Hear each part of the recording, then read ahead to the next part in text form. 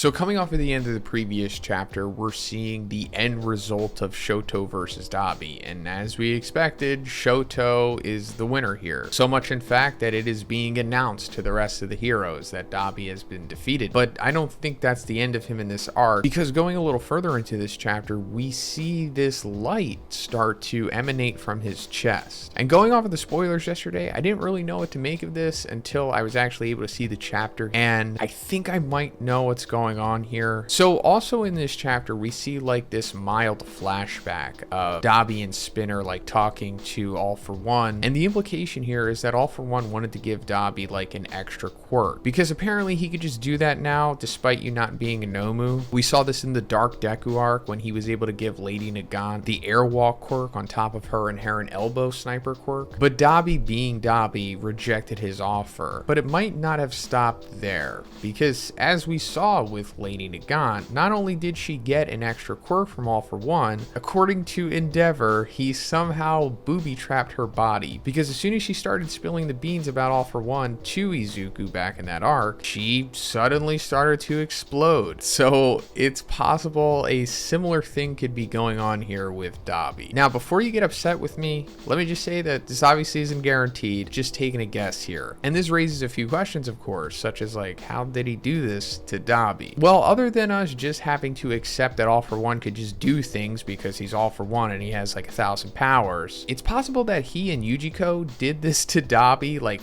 way back when they got him in that secret orphanage hatred vessel place that we saw a couple chapters back in his flashback, because they did do a lot of surgery on him and whatnot, grafting skin and all that stuff. So it's possible they put like some kind of, I don't know, quirk bomb or something in him too. But the other question is, if that is the case, then how does All For One know that he has lost? Because the implications at the end of this chapter, when we see Endeavor receive the notification that Shoto has defeated Dabi, Endeavor like poker faces it, and we're led to believe that All For One doesn't really know what's up at this point. But also this goes back to us just having to accept that All For One can just know and do things that don't necessarily need to be explained, simply because he's just All For One and he is that powerful. Or whatever he did to him just somehow knows what's going on, like the quirk itself or whatever. And this would also be a convenient way for Dabi to just die without him having to sacrifice himself or him having to be imprisoned or whatever. And also this takes more of the blame away from Dabi for the audience, I guess, and puts it onto All For One once again. It's like, Dabi was gonna possibly be redeemed or something, or he was gonna come around, but then All For One killed him, so let's not like him even more than we already do. Now again,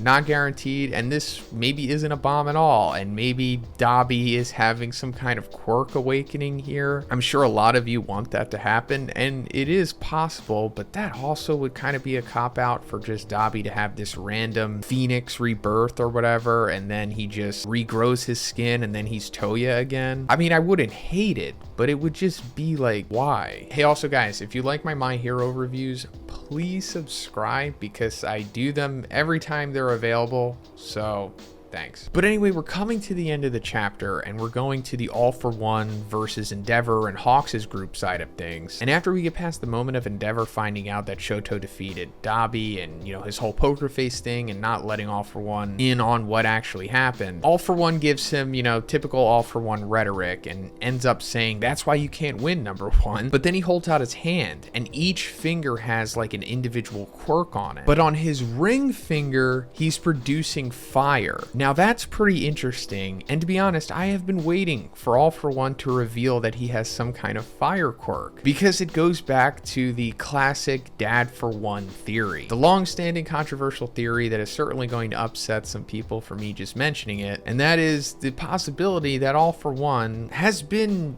Izuku's dad this whole time, because in the first episode, Izuku's mom says that his dad has a fire-breathing quirk. Now obviously, All For One is not breathing fire here, it's coming from his ring finger. But if you look at his pinky and his thumb, he's using the goo quirk and the drill spike quirk, which we've seen before. He can kind of just produce them on any part of his body. And as for the goo, I don't know if this is like the gray teleportation goo quirk, but that kind of just comes from anywhere. So it's possible that if he does have this fire quirk, that he kind of just had it come out of his mouth as like a cover, like, hey, you know, this is just my quirk, I just breathe fire, don't worry about it. And I've talked about this so many times times, and there's multiple reasons why he could be Izuku's dad. Like, we see that his mask is like reminiscent of Darth Vader, and the big iconic twist in Star Wars was that Darth Vader was Luke's father, and we know that Horikoshi is like a big Star Wars fan and he is inspired by it, but also the fact that Izuku's dad, you know, has never been revealed, not even close to being revealed, and he's never talked about at all. And we are coming to the end of the series, so it's like, where is he? Why has he been gone this whole time? Did his dad conveniently just disappear because he was like defeated by All Might and he had his face turned into a potato, so he couldn't really show up anymore, especially because he was like on a respirator? But then of course it goes back to like, why did he hook up with Inko and make Izuku? Well, it could have something to do with quirk manipulation and quirk duplication. Let us not forget that Yujiko was in the very first episode showing him the pinky toe x-ray and telling him that he doesn't have a quirk. Was that a lie this whole time? Did he actually have a quirk and he took it from him because this is like All For One's big child quirk harvesting ring that Yujiko was in the hospital? And he showed him a fake x-ray because that's certainly something that would be in his wheelhouse, right? Now, just like with the Dabi stuff, I'm not saying this is guaranteed, and to be honest, I'm not really married to this theory, but I do think it would be pretty cool if it came true. But if it's not true, and Izuku's dad is just some random dude, that's fine too, I guess. So in this one, we're going deeper into the All For One fight that's going on. We're finding out some things, and at the end of the chapter, two people show up. So let's get into it. The chapter begins with Hawks and Genis discussing All For One's greatest weakness, the mask. Stain's stolen records from Tartarus allowed them to see that he escaped from the prison while carrying that huge chair, so he needs these breathing apparatus to stay alive. So after All For One broke out of Tartarus initially, we saw him holding up that huge respirator device thing. And also, that was around the time when he had run into Nagant and Overhaul, a character who would easily solve all of his problems here, right? If he would have just took Overhaul's quirk, he could have just like remodeled himself and been good to go, right? At least on paper. I'm sure some of you will disagree with me. It's fine. And I'm just really surprised he hasn't taken Overhaul's quirk. Like, what is going on with that? I mean, he's in captivity, but that doesn't really mean much nowadays, especially now. Therefore, their strategy was based on gathering a small number of heroes with considerable offensive power to strike in sequence and destroy the mask. Well, this seems simple enough, although I'm sure it will be way more difficult in execution. But if that is how he ultimately winds up kicking the bucket, like just suffocating, that would be fitting, but it's not going to be that simple. There's going to be this big extravagant thing that happens with All For One before he goes down, I'm sure. Back to the present, and we see Endeavor and Hawks advancing with everyone. All For One throws air slashes, but Endeavor blocks with Hell Current, giving Hawks a chance to throw some feathers that catch fire and fly towards All For One. So these air slashes, I'm assuming, are one of those crescent things that we saw emanating from one of his fingers at the end of the previous chapter. Going forward, we're actually going to see him use a few of the quirks that he revealed. All For One realizes where they are aiming and blocks the feathers. Hawks tries to attack from behind with his feather swords, but All For One uses the goo that came out of his finger to stop him. He continues the taunting, saying that even Recovery Girl wasn't able to get his wings back to their former glory, but Hawks just laughs and says that both him and All For One are already way past their prime. Unfortunately, that is very true. Hawks' wings are a far cry from what they were. I mean, they look pretty withered in this chapter. Not sure if Overhaul would be able to fix this issue. Maybe this is more of an Eri fix, which, by the way, Horikoshi, just pull the trigger with that stuff. Just make Eri fix everyone and then just make this like full-blown Naruto Fourth War at the end. Like, just bring everybody to their prime, give everybody all of the apex of their powers, and just let them go at it. Stop holding back, bro. Also, guys, if you like my Hero content, please subscribe. A lot of you consistently watch my videos, but you don't subscribe. Maybe you just need a reminder. Endeavor joins them and begins to strike with a sequence of vanishing fists. All For One thinks to himself that since it's a heat-based attack, he can't use the damage reversal quirk to protect himself. He assumes that the two of them will coordinate their attacks, but realizes that Endeavor is a little out of sync and makes a point of saying so out loud so they can hear. All For One continues to make fun of Endeavor, saying that everyone in this war is playing their part. They're all giving their best against the enemies in front of them, so it's not fair that only he has his head somewhere else. In fact, he should be happy that the masterpiece got rid of the defective product. Interesting. So does that mean that All for One does in fact know that Shoto defeated Dabi? And if so, does that mean that there is some kind of quirk bomb in Dabi? To be honest, I'm kind of hoping that there is, because I don't really think it would necessarily be a good thing if Dabi got some kind of quirk awakening at this point and it just like washed away his sins, and it's like, it's okay guys, I'm Toya again, I'm not Dabi anymore. Now I have an ice quirk, or I have some kind of new Fire Phoenix quirk, guys. I think it would be more fitting if he just exploded. Endeavor gets angrier, but Hawks yells at him to not listen to him and asks him to remember what happened to All Might and Kamino when he fell for these provocations. So yes, that is very true. This is like a part of All for One's game. Smiley trash talk to his opponents. And during that Kamino fight, Gran Torino was telling All Might the same exact thing. In fact, Gran Torino also says that that's the reason why All for One was able to like mangle All Might's organs in their initial big epic grand fight that led to All for One becoming a potato. Like apparently All Might had him on the ropes and then he said some crap to him, and then I don't know, it's implied that he like shot him in the stomach or something. Or maybe he stabbed him with like a spike or something, similar to what he does to Endeavor in this chapter. But then again, Gran Torino also says that his quirk set was completely different when he initially fought All Might. So it could have been something else, but it doesn't matter because we'll never see that fight. That's when All for One says that long ago he was already keeping an eye on the result of Endeavor's relentless search for power. He's the kind of guy who doesn't miss a chance to plant a seed when he finds good soil. And then comes the final blow. You didn't find Toya's body back in the day, did you? So yeah, a couple chapters back it was revealed that All for One somehow knew what was going on with Endeavor and Toya, and then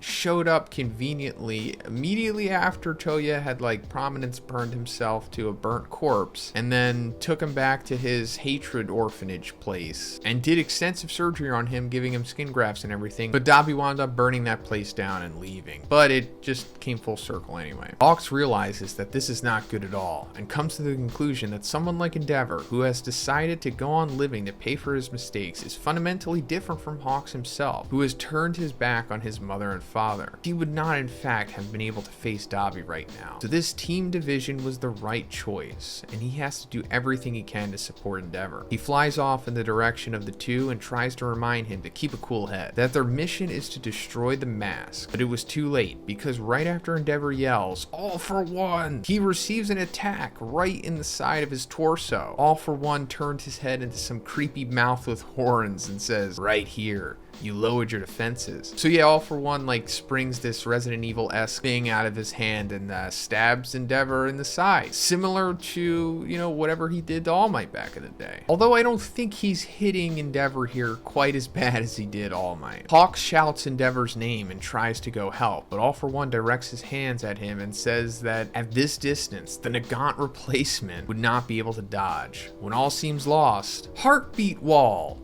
Jiro arrives flying, riding Tokoyami. So yeah, it looks like All for One is about to blast Hawks with the same thing that we saw Shigaraki use against Star and Stripe. And out of nowhere, Jiro riding on Tokoyami comes and shoots like a heartbeat wall right in front of Hawks, saving him from getting annihilated. Jiro asks Tokoyami not to swing too much because she hasn't gotten used to flying yet, and the situation there is very tense. Hawks is in shock and says that they shouldn't be there, and that if they don't run away soon, they will die. Tokoyami ignores the warning and says that although he's not as strong as Endeavor, he'll stay there to synchronize his attacks with Hawks. All for One calls the two of them insects that fly around one for all, and says that in the comic book he read with his brother, several of the secondary characters were killed by the Demon King. Man, it's been like 100 years. You're still on that, All for One? Jiro tells him to leave the fiddle faddle to after he has defeated them.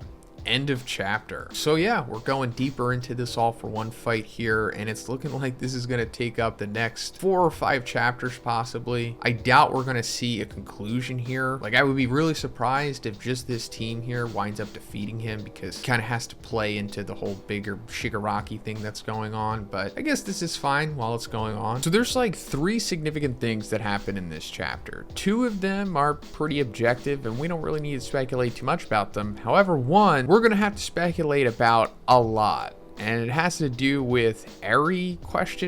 And what I'm going to be talking about is probably going to anger some of you, and that's fine, but we need to talk about this for sure because I think Horikoshi did this intentionally. But anyway, the second significant thing that happens in this chapter is Jiro straight up losing her ear. So in the midst of this fight, All For One decides to make like this huge like Resident Evil cannon thing, and this is a result of him just mixing his quirks together, and he's just able to make like this eclectic grotesque cannon out of it. He winds up shooting like this massive air cannon at Tokoyami and Jiro, and at the last second Hawks comes in shooting his feathers at the cannon, moving it just enough so that it doesn't completely annihilate Jiro and Tokoyami, but he wasn't able to move it enough because it was still able to graze Jiro here, taking off her ear. And this is important because we know that her ears are her quirk. So now she's missing one half of her quirk since, you know, the whole earlobe thing is gone now. Now this isn't the end for Jiro, of course, and while she is down half of her power, this sequence seems to boost her power of friendship up to 200% because she rejects All For One's rhetoric about who's strong and who's weak, and she's like, all that I know is you made my friends cry. And if you're a villain in a shonen battle manga and you hear a protagonist say that regardless of their order on the call sheet, you know you're in trouble. And she winds up hitting him with her heartbeat wall legato, and this sends us to the sequence inside of All For One's vestige world. And that brings us to the third significant part of this chapter, where we see some of the vestiges of the quirks that All For One has stolen, and they begin to like rebel against him, like holding him back. And All For One thinks to himself, are these the wills of the people whose quirks I've stolen? Impossible. Could New Order have exposed me to this? So this is in reference to back when Shigaraki / All For One was fighting against the #1 American hero, Star and Stripe. And at the end of that fight, as All For One took her quirk from her, she made one last order using her quirk ability that would cause her quirk to rebel against All For One and his other quirks. So she became like this big hulking vestige and did as advertised. And at that time, it was revealed that there was in fact like this vestige world within All For One. But as it was also revealed with the whole One For All vestige stuff, that there's kind of like a part of your soul, or at least it's implied as much, that is stored within your quirk factor. So that's why we see like these vestiges or these force ghosts. And I guess in this sequence, in this chapter, it can be interpreted that these vestiges of the quirks that All For One had stolen and the residual soul fragment within them that gives them some kind of pseudo facsimile of a personality that they had, witnessed Star and Stripe rebelling against All For One, and maybe they realized that, hey, you know, we could do that too. And that's fine and all, but one of the vestiges here looks just like Eri. It's a woman with a horn coming out of her forehead. And this woman is given spotlight in 3 different panels, 2 of them actually closing up on her. And that brings us to like the main question here. Is this a coincidence, or is this intentional by Horikoshi? And I'm thinking it's more so the latter, because why would he do this if it didn't have any significance or some kind of tie to Eri? I mean, yes, we do see another guy here who has horns on his head, but clearly it's much different than the one that we see here, which is near identical to the setup that Eri has. Now, obviously, this isn't Eri herself, because this is like a full-grown woman and Eri is still a child. And also, we know that All For One hasn't taken Eri's quirk, at least yet. It's a possibility that that may happen later on, or at least somebody else is getting Eri's quirk, in my opinion, whether it's Shigaraki, All For One, or Izuku himself. But I don't think that completely takes Eri off the table here. It's possible that this is like her mother, because her hair looks extremely similar to Eri's mother's hair. So I guess it's possible that this is either Eri's mother or one of Eri's ancestors, which means that Eri's horn that she has was actually a hereditary trait. And I think that's really interesting, because Eri's rewind quirk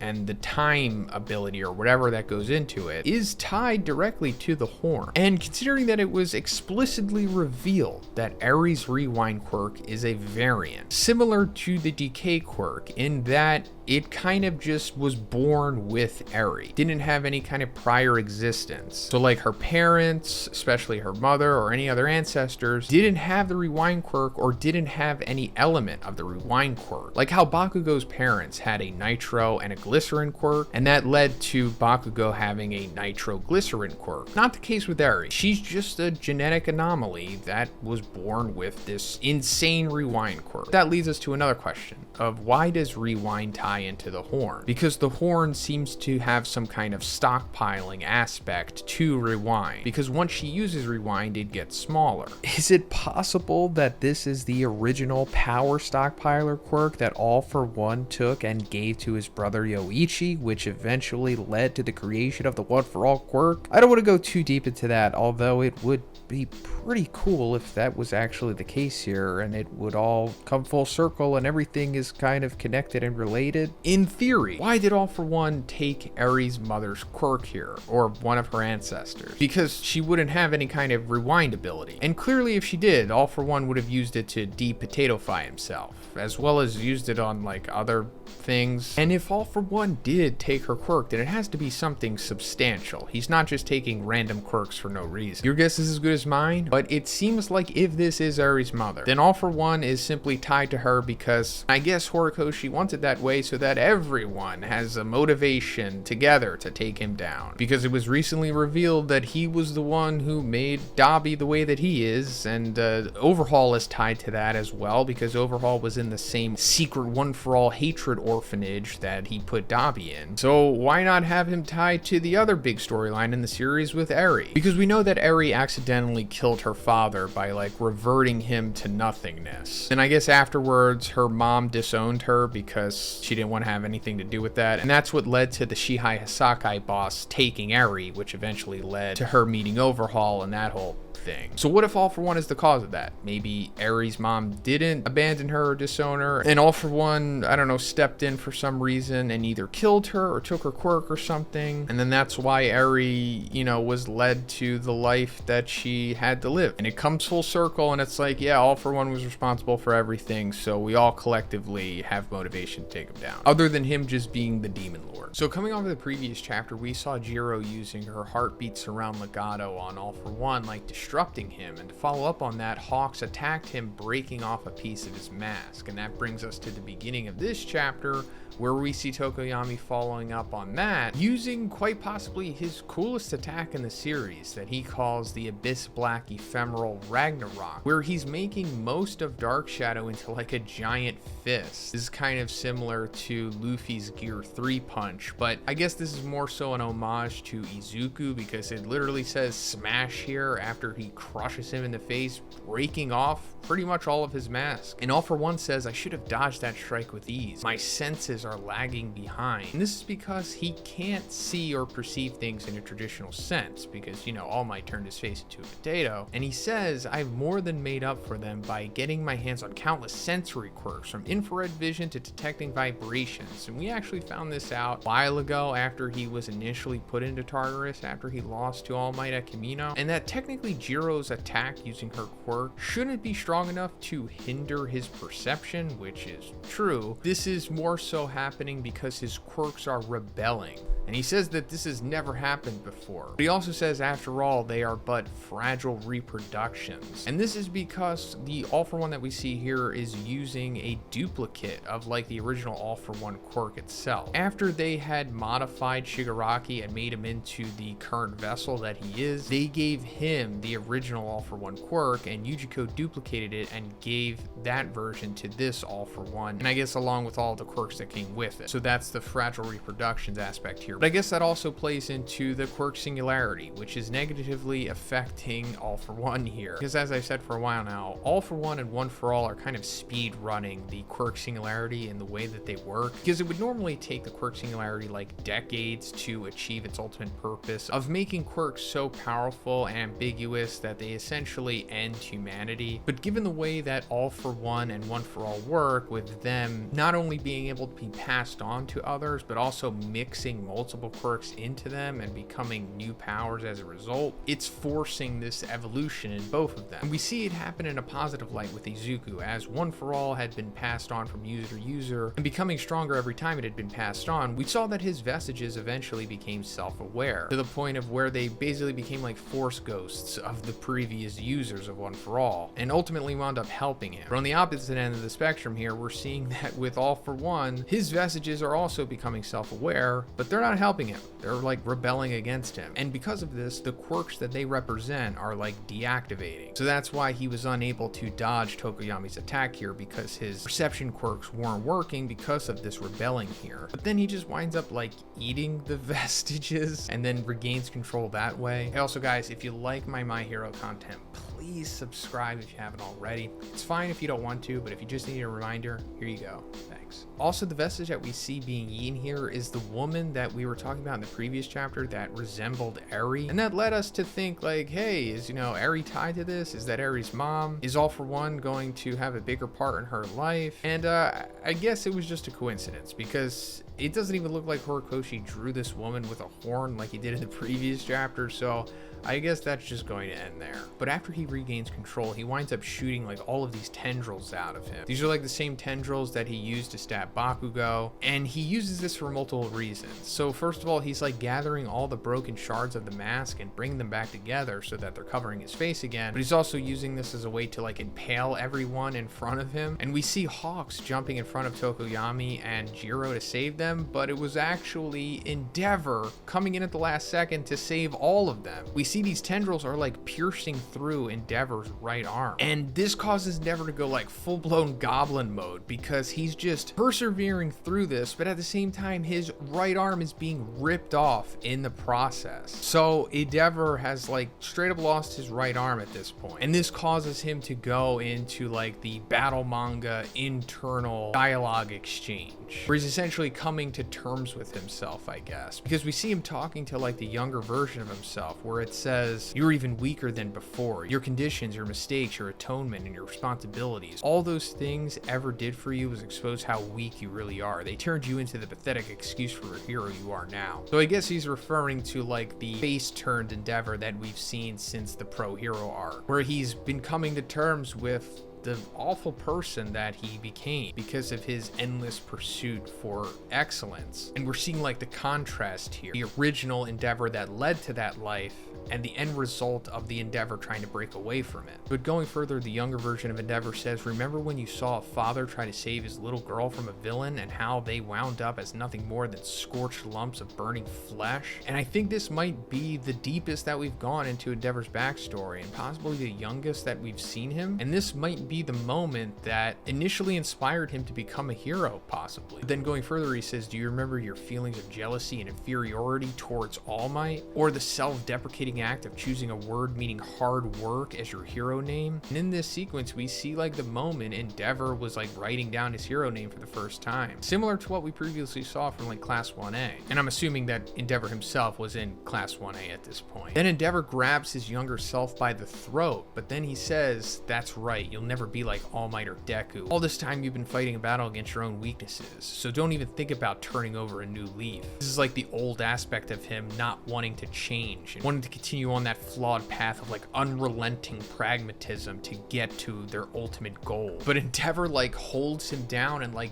burns him up, essentially killing the old version of himself here, where I guess he's basically coming to terms that, yeah, I'll never be better than All Might. I'll never even be better than Deku. And you know what? That's fine. I don't really need to be better. I just need to be who I am. And in this moment, I need to get this job done right now. And as it's dying, it says, "Never stop cursing your weakness. After all, it's the only thing you've been living for." And that is true, the whole chasing after All Might, trying to create the perfect child, ruining not only his life, but multiple others in the process. And as this is happening, Endeavor like conjures a firearm, replacing the arm that he had lost. And he just smashes All For One with this, like completely taking off his mask and doing the most damage he's done to him by far in this whole fight. Then Endeavor says, "I will never congratulate myself with a pat on the back. Ending this fight once and for all is my duty." So yeah, like I said, coming to terms with the fact that he'll never be what he calls the superhuman here. But this could possibly be Endeavor's final character arc, him coming full circle final. Even though he kind of slowly but surely has, since the Pro Hero arc, but I guess it's never just been fully outright said or placed on the page the way that it is now. And also, if he does wind up defeating All For One here, and like just straight up, neutralizing him completely. I mean, I'm not going to say kill him because he's just going to transfer his consciousness to Shigaraki ultimately, which I'm pretty sure is going to happen. But if he does completely take out All For One here, this in a way will be Endeavor finally surpassing All Might, since All Might never, fully took out All For One. I mean, he defeated him twice, but it, always led to him coming back yet again because he never completely killed him. And, he's All Might. It's not what he does. But I also would like it because it's like once Endeavor finally comes to terms that he doesn't need to surpass All Might is finally the moment where he does. And also considering that Endeavor is like losing his arm here, and not to mention the massive wound in his side that he took previously in this fight, which is also emphasized in this final sequence, it's possible that Endeavor is going to wind up giving his life to completely take out All For One here. And if he does, it would be somewhat of a fitting ending. Like I said, it would, kind of signify him ultimately surpassing All Might and taking down the ultimate evil, and, ultimately being selfless because it is his duty after all. I don't want Endeavor to die, but man, there's just so many death flags here that it wouldn't really surprise me if he winds up dying in the next chapter or maybe the one after that. So this was a pretty good chapter, one of the better ones that we've gotten lately for sure. And in it, we're seeing the future versions of Class 1A, but most prominently Izuku, Bakugo, and Shoto. And it's pretty fascinating. So Endeavor's like still in goblin mode in this chapter, and he's like beating down All For One, and he starts going into this monologue. And he says, "The past is immutable. My wrath, my resentment, and even my retribution woven together, they form the fabric of the future. What is that future? It's a path for the youth to tread on. It's the endless possibilities. It's why I must prevail so that the sins of us adults don't become an insurmountable obstacle in the way of the youth." And as he says this, we see the future of Class 1A. Now, does this mean that this is like literally them in the future, like their adult versions? Or is this just some kind of vision that Endeavor is seeing as he's saying this? No way to know for sure. But nonetheless, I'm pretty sure Horikoshi is showing us this for a reason, because it's possible that since this is the final arc, we may never see this fully. I mean, it's possible that either the final chapter or a couple panels in it might fast forward to the future and we'll get some glimpses of it, but for now this is maybe the most that we'll ever see of what the perceived future could be. But anyway, the adult version of Shoto more or less kind of looks, the same. I mean, he's taller, as all of them are, naturally, and his gear seems to have altered somewhat. I mean, it's definitely an improvement on his existing set, but no real radical changes here. However, his hair is shorter, so that's different. And as for Bakugo, he pretty much looks the same. Maybe his gauntlets have improved. I mean, I'm sure the technology has, but aesthetically, they haven't really altered too much. And as for Izuku, he hasn't really changed all that much either. And also, we're not getting like a full-on look at them. I mean, this panel isn't even like fully articulated, and I'm sure this was, purposely done by Horikoshi. But Izuku's suit looks more or less kind of like the same what he's rocking right now. Hey, also guys, if you like my Hero content, please subscribe if you haven't already. It's fine if you don't want to, but if you just needed a reminder, here you go. The big change here, of course, is his cape. It looks like he has sewn on another cape onto his existing tattered Gran Torino cape, possibly. And that makes me think like, I guess this is like a genuine glimpse into the future, because like, why would Endeavor be envisioning that little detail that he would otherwise have no idea that would happen? And of course, there's the possibility that Endeavor himself isn't even seeing this, and this is just purely for the audience, meaning that this is maybe a glimpse into the future. And also that begs the question of, is this guaranteed? Like, is this for sure going to happen? And does that mean that everyone that we see here is going to live, namely Izuku? And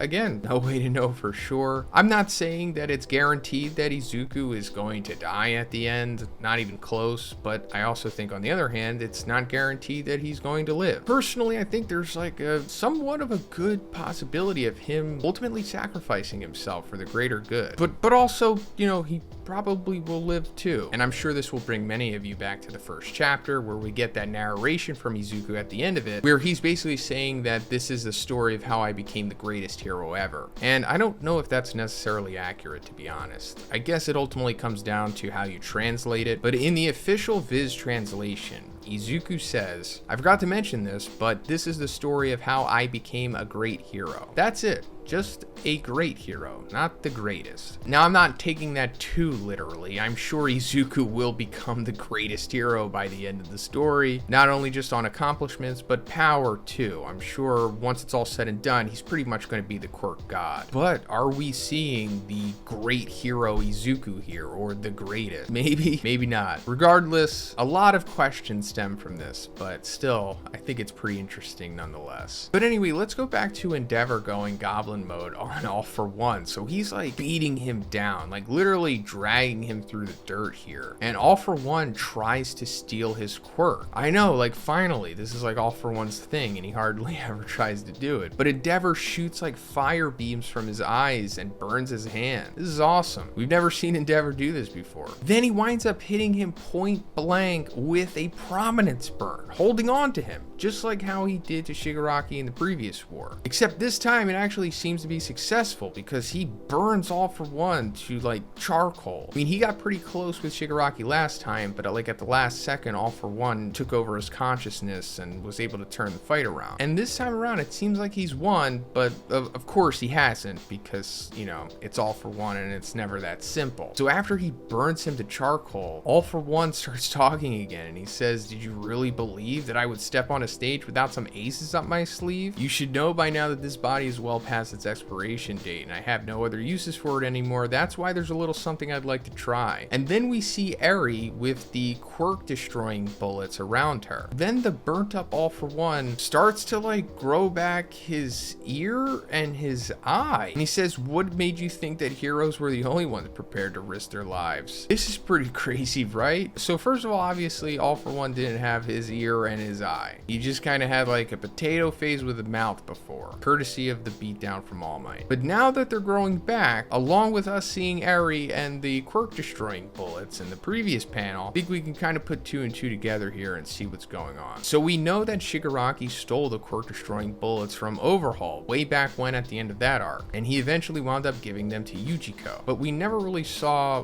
what Yujiko did with them. I mean, we did see Shigaraki wind up using the quirk destroying bullets afterwards, but he kind of just wound up traditionally using them as like projectiles. But the other little interesting aspect of this panel is that the needles that are normally on top of the bullets are like gone. And I think that's signifying that they have been used here, meaning that Yujiko has likely reverse engineered them possibly. And this isn't too hard to grasp because if Overhaul was able to make these bullets in the first place, you know, running his basement experiments on Eri, then you give this to like the one above all scientists in this world in Yujiko, then he could easily reverse engineer this and extract possibly a variation of her quirk itself from them, which I guess he's doing here. Now, I don't think this means that All For One like literally has like the rewind quirk and everybody's screwed, but he seems to have like some kind of variation of it at least, because his eyes and his ears are coming back, clearly stating that this is more than just super regeneration. But it's also possible that this quirk or whatever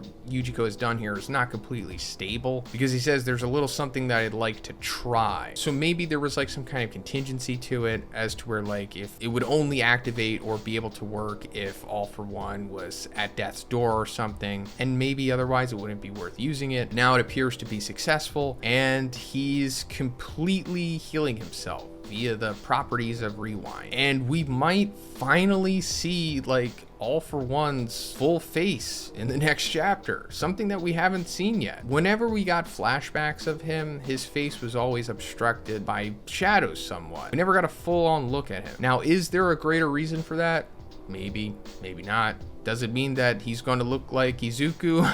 I don't know. But I just hope that we fully see his face, and I just hope that there's some significance to it. It just turns out that it wasn't an aesthetic choice that Horikoshi chose for him, just to represent that he is the personification of evil this whole time. Although, you know, if it is, it's whatever. But anyway, coming to the ending sequence of this chapter, we see Izuku, who we haven't seen in a while, still flying to UA, trying to reunite with that group fighting against Shigaraki. And suddenly the vestige of Yoichi manifests, and it says, "Midoriya, I have a bad feeling about this." He's like, "What's going on?" And then in the distance, we see like these objects coming at Izuku, and it says a mysterious threat draws near. And that's where the chapter ends. So no way to be able to make out what these things are. They're literally just specks at this point because they're so far away. But considering that it's saying a threat draws near and Yoichi has a bad feeling about this, I guess it's not friendly, but it could be like a misdirect, and maybe these are like the fighter jets that used to accompany Star and Stripe, and they're gonna come help Izuku maybe. But if it isn't, and it's just as it says, a mysterious threat draws near, then I guess these are possibly new high-end Nomus maybe, or new villains. Not really sure. Let me know what you think about this in the comments, guys, and if you liked the video, please give it a like and please subscribe if you haven't already. Have a great day, and I'll see you next one.